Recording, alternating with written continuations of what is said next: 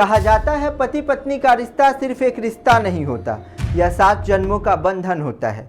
एक ऐसा वादा जिसमें साथ जीने और साथ मरने की कस्में खाई जाती हैं। एक ऐसा भरोसा जिसमें इंसान अपनी पूरी जिंदगी उस शख्स के हवाले कर देता है जिसे वह अपना सबसे बड़ा सहारा मानता है। लेकिन जब यही भरोसा चकनाचूर होता है, जब जिस शख्स का हाथ थामकर जिंदगी का सफ़र तय करने का सपना देखा गया हो, वही हाथ मौत की साजिश में शामिल हो जाए, तो दर्द सिर्फ एक इंसान की मौत का नहीं होता, बल्कि भरोसे के खत्म होने का भी होता है। नमस्कार, मैं सिद्धार्थ कुंवर आपका बहुत बहुत स्वागत करता हूं अपने शो क्राइम रूम में।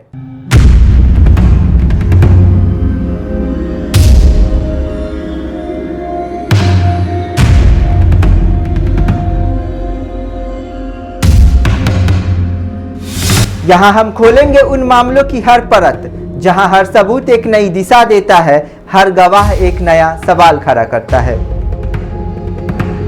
कानपुर की ज्योति हत्याकांड भी ऐसी ही एक दर्दनाक कहानी है, जहां आरोपों के मुताबिक एक पत्नी को उसी इंसान ने मौत के रास्ते पर भेज दिया जिस पर उसने सबसे ज्यादा भरोसा किया था। एक ऐसी साजिश जिसने पूरे शहर को हिला दिया, एक ऐसी कहानी जिसमें प्यार, धोखा, लालच और अपराध की कई परतें सामने आई। तो चलिए बिना देरी के खोलते हैं आज की क्राइम फाइल।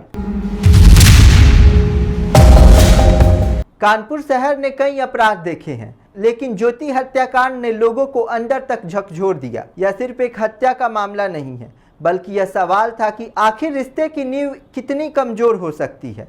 पुलिस जांच के अनुसार इस मामले में जो तस्वीरें सामने आई वह बेहद चौंकाने वाली थी। आरोप है कि ज्योति के पति पीयूष ने अपनी कथित प्रेमिका और अन्य साथियों के साथ मिलकर एक ऐसी साजिश रची जिसकी कल्पना करना भी मुश्किल है। एक आम दिन वो आखिरी बन गया। वह दिन भी बाकी दिनों की तरह ही शुरू हुआ था। ज्योति को जरा भी अंदाजा नहीं था कि जिस सफर पर वह निकल रही है वही उसकी जिंदगी का आखिरी सफर साबित होगा। पति पीयूष ने सामान्य व्यवहार करते हुए उसे रैना मार्केट स्थित एक रेस्टोरेंट चलने के लिए कहा। दोनों साथ निकले। शायद रास्ते में रोजमर्रा की बातें हुई होंगी। शायद ज्योति के मन में भी यही भरोसा रहा होगा कि वह अपने पति के साथ सुरक्षित है, लेकिन किस्मत में कुछ और ही लिखा था। पुलिस के अनुसार रेस्टोरेंट से निकलने के बाद कथित साजिश का अगला चरण शुरू हुआ।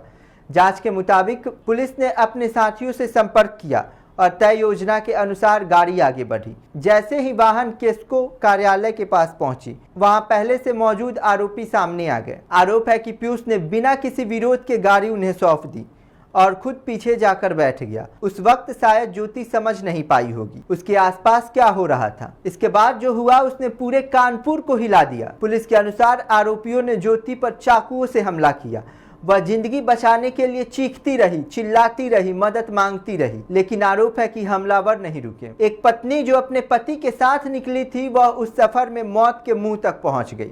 जांच आगे बढ़ी तो पुलिस की नजर पीयूष और उसके कथित प्रेमिका रेणु के संबंधों पर गई। पुलिस का दावा है कि दोनों के बीच लंबे समय से बातचीत चल रही थी। मोबाइल कॉल रिकॉर्ड्स, चैट और तकनीकी जांच के आधार पर पुलिस ने इस मामले को अचानक हुआ अपराध नहीं, बल्कि कथित रूप से पहले से बनाई गई साजिश माना। जांच में सामने आए तथ्यों के आधार पर पुलिस ने कई आरोपियों को अपनी जांच के दायरे में लिया।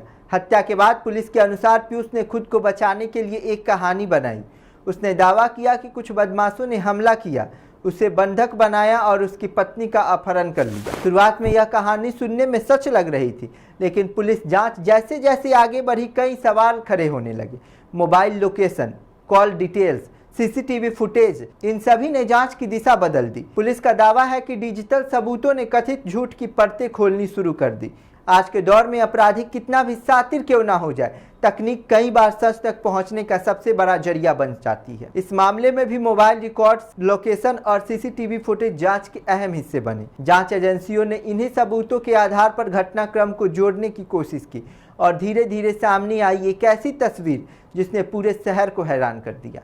जैसे जैसे मामले की जानकारी सामने आई, लोगों में गुस्सा बढ़ता गया। लोगों ने सवाल उठाया कि आखिर कोई इंसान इतना बड़ा विश्वासघात कैसे कर सकता है। महिला सुरक्षा और रिश्तों में बढ़ती हिंसा को लेकर भी इस घटना ने कई सवाल खड़े किए। पुलिस कार्रवाई के बाद मामला अदालत पहुंचा। आरोपियों पर हत्या और आपराधिक साजिश जैसे धाराओं में कार्रवाई की गई। हालांकि किसी भी आरोपी का दोष या निर्दोष होना अदालत में पेश सबूतों के आधार पर तय होगा। ज्योति हत्याकांड सिर्फ एक अपराध की कहानी नहीं है, यह उस भरोसे की कहानी है जो एक रिश्ते की सबसे बड़ी ताकत होती है। एक पत्नी अपने पति में अपना भविष्य देखती है, अपने सपने देखती है, अपने जीवन की सुरक्षा देखती है, लेकिन जब वही भरोसा टूटता है तो दर्द सिर्फ एक परिवार तक सीमित नहीं रहता, पूरा समाज उससे सवाल करता है। यह मामला हमें याद दिलाता है कि रिश्ते सिर्फ वादे से नहीं बल्कि ईमानदारी, विश्वास और सम्मान से चलते हैं, क्योंकि अपराध कितना भी छिपाया जाए, सच की अपनी एक आवाज़ होती है। सावधान रहें, सुरक्षित रहें, सतर्क रहें। मिलते हैं एक ऐसी ही कहानी के साथ अगले एपिसोड में। तब तक के लिए देखते रहिए पब्लिक एशिया न्यूज।